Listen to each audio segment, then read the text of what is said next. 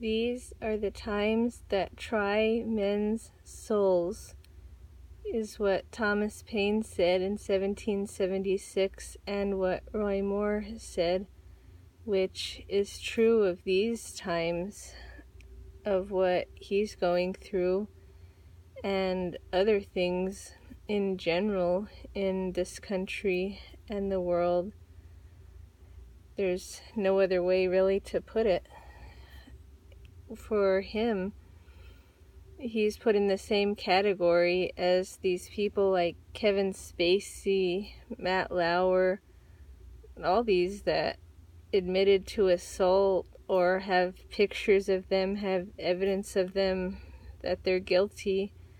And when you see a list of all those names, Franklin, all those, Roy Moore's in there, in the mix, and with that one, there's no truth to it. And it seems to be getting more common, I guess, to make stuff up like that where there is no truth to it, whereas there used to seem to always be something. But with him, he's been investigated for 40 years in Alabama, and nothing. And he's ran for governor before when he's gotten suspended from being a judge because he wouldn't take the 10 Commandments down. He's so strong, and that's obviously what they're afraid of. They're not used to that. And so the hit piece and the other accusers, which one last week had said that she didn't really remember what happened, and then yesterday or today, this one whose son was in jail for drug charges, that Moore put him there, and I think herself or some other people in her family also were involved with drugs, and so she just said she made assumptions about him, and that's it. So there's that, and all the accusations, they're false, but even if they weren't false, they're not in the same category as these other rapists and all these other terrible people that I mean, it's good they do get consequences, but I mean, he's drugged through all this, and he's gotten people that I was kind of surprised about that had dropped support for him over allegations, and the law seems real blurred. That's another thing they mustn't like about him, is that he's a constitutionalist, and that's what he does follow. And so the last time when he got suspended, about a year and a half ago, and they ruled against him back in April when he decided to run for the Senate instead of going back, because he upheld the state law about that not to provide marriage licenses for the transgenders and the gays, and so they suspended him for that. And then it was against his convictions, I guess. So when they ruled that wasn't right, and that if he were to come back, he'd have to provide them, he resigned instead and did this. And I think, as he said, they don't want somebody like that who just stands up for what they believe. And as he had said, he didn't want to debate the opponent, Doug Jones, because he said there's nothing to debate about. There's no reason to debate since the issues are so different. But he's been drugged through the mud and still is. And he had a rally or a gathering at a church, and this late night comedian Jimmy Kimmel sent down someone to protest it, and was found out hours later that it was somebody sent. It wasn't just a protester that thought of doing it on its own, and some reason they keep doing that, even though they keep being found out by people that are supposedly rednecks and out of it. There's that. And And so Moore has to keep dealing with that, and it just isn't fair. And they're even saying that he had second thoughts about it, but no, it's not second thoughts. What he said was that had he known all of this, then he might not have done it. But what he meant was that so it's good he didn't know, because it's a good position for him to be in, since he doesn't give up. Because he says once that you get into this, you don't get out. Once you jump into the fire, you just keep on trudging through it and going through it. And so that's just one of those things. And then they're on social media, on Twitter, Facebook, and everywhere, and on the news, there's everything against him that you can think of. And this Tim Wise guy, who's against Western civilization, he wrote some kind of tweet on Twitter about something about all the white people of Alabama should have been eradicated, and something that should have been against the policy, because if somebody's a Trump supporter or alt-right, if they write any little thing, they get suspended, they get banned, they get shadow banned for a number of days. And many people reported that tweet because it was clearly against the guidelines. And I don't agree with reporting stuff, but they set the tone, and if that's the kind of game they want to play with it, it got reported. And he had direct racism towards a whole group and threatening them. But Twitter said that wasn't against the guidelines, so that not only that tweet stayed up, but he has his blue check mark that a lot of people are losing lately if they don't agree with the views that Twitter has. And the check mark was supposed to just mean that you can identify the person, because when they're famous, or even just even known, whether it's on Twitter or what, just so you can identify them, that they're not somebody else trying to impersonate them, they give the check mark by the name. But with him, they left it, but with other people, they've taken it away just because they don't agree with it. They don't give any explanation, they just take it away.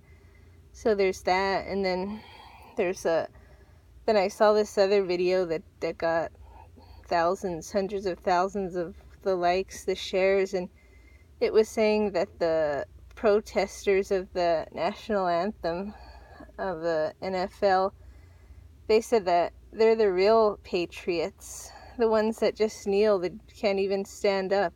They said that those guys are, and anybody that doesn't think so just doesn't see their white privilege, the daily dose of the white privilege that they try to push, that the globalists try to push and push on people, and that a lot of people go along with, and that's their thing. That's sort of like their end of argument kind of thing. You say anything that they don't agree with, and so they pull out the white privilege card.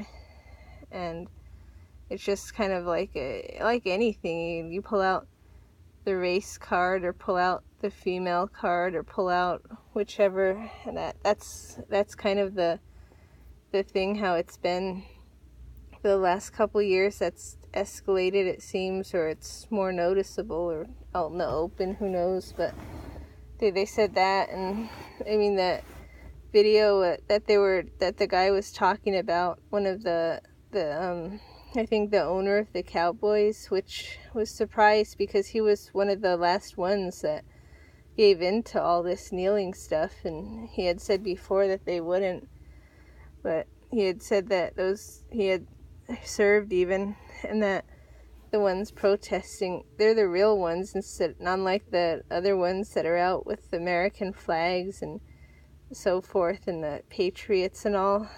And that's just not it. These Antifa people that are wrecking stuff and riot every chance they get, which I haven't heard of them doing it lately. I think that because they weren't that effective, so they stopped getting paid, as Soros was paying some of them, and then others would join in when they heard that there was something planned, and maybe they just weren't effective enough to keep paying for them, so they don't do it on their own unless there's a real big event or big reason to.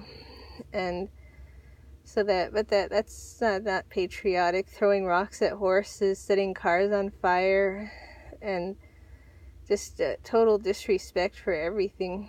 Disrespect for the president that stands up for them, like those 3 basketball players. And they're just that's not at all, but they're saying that, and then they cut you off. They say if you don't agree with that statement, it's because you have this white privilege that you just don't know about. And that's beyond tiring. That's gotten old.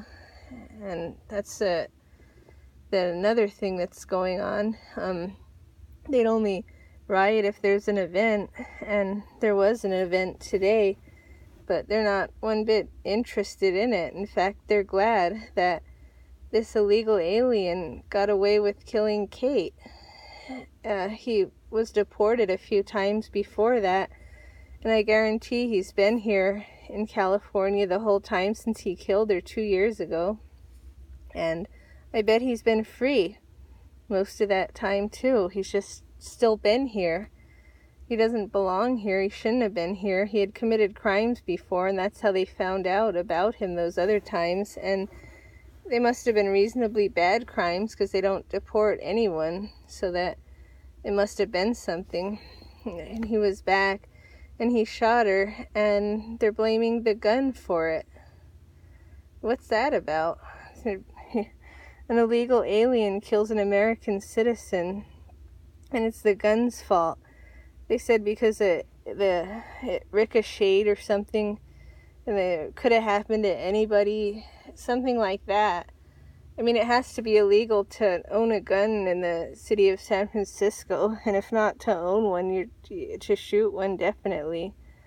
But he was acquitted, and that just, the message behind that, it's like saying that these illegal aliens have more rights than American citizens, Americans born and raised in this country. They don't have rights. They come over illegally, they can kill someone and get away with it. But getting away with it's even scarier than them doing it. You can stop the crime if we really wanted to. Send the troops down to the border instead of sending all overseas. Have national security protect us nationally here, as well as the wall, as well as everything else that we'd like to do that keeps getting blocked. And the thing is that these guys that don't normally riot for anything, I saw some already tweeting, again, they're bringing it up, that somebody from there killed her, and if you don't think that's good, you're also racist. And it's one of, like they say, the times that tries your soul when you keep hearing this kind of stuff, when this is wrong. When they say that, it just adds the insult to injury. What the real problem is that the courts aren't obeying the law, they're not enforcing the law, they're not going along with the law as it should be, and no one in their right mind would say he's not guilty. I mean, that's more sure than O.J. Simpson. He was guilty, they know he did it. That's been 2 years that people have been waiting to see about that, and Kate's law is probably not going to get past the Senate, since we don't put Americans first. That's been in there. And it's good that was right when Trump was first starting to run, and you highlighted that illegal alien crime. There's a lot of it. When Pence was going to speak down at the church after the shooting in Texas, some illegal aliens were shooting along the freeway right before he got there, and that was hardly reported at all. It wasn't reported right away. If it would have been someone else, if it would have been what they call a redneck, it would have been breaking news again, and let's take the guns. But now this, they say that this guy from California is acquitted from killing her. No, he's an illegal alien. And so now what I assume is going to happen is that he's free. Well, he's obviously free from there. But why? He's illegal. Why aren't they deporting him? Why aren't they sending him back? It just doesn't make sense. Just like other illegal aliens they find, if they find you, you should go. And oftentimes that's what ICE wants to do, but they have these sanctuary cities somehow. I don't know how they are above the law either. It just shows, I mean, they breed danger. It's just, that's awful that you can have, like, in your own country, they're like these Muslim no-go zones, except that since the country's not yet Muslim, not in its